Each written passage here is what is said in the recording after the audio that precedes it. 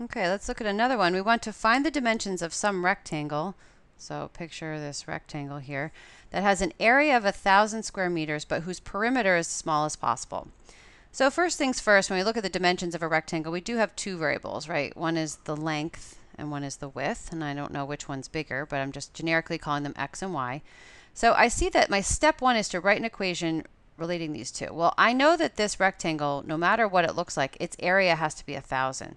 So when I do length times width, I have to get 1,000. That's my known fact. This is my step one equation that relates my two variables. The thing I want to minimize in this case to make as small as possible is the perimeter. So how do I find the perimeter of this rectangle? Well, it's going to be x plus y plus x plus y. So it's going to be 2x plus 2y. This I want to minimize. So I want to rewrite, I'm going to solve for one of these variables. It's equally easy to solve for either one. So I'm going to rewrite the equation, replacing my y with 1,000 over x.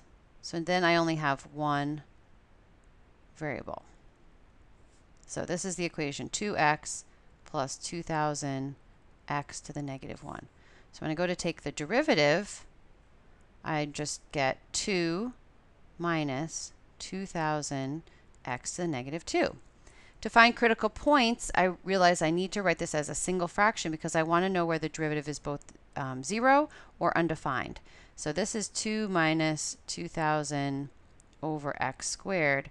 So to get a common denominator, I'm going to multiply this term by x squared over x squared.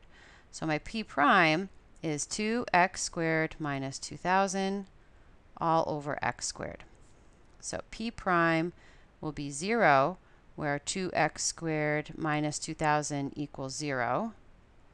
So where x squared equals 1,000, or x equals plus or minus the square root of 1,000. And p prime will be undefined, where x equals 0.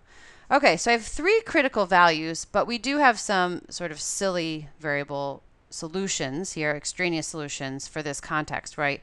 We know that x can't be 0 because you're not going to have a rectangle with one side being 0. And you certainly can't have a rectangle with a side length of negative square root of 1,000. So we see that x must be the positive square root of 1,000, which we can simplify that radical and write it as 10 radical 10. So this would be in meters.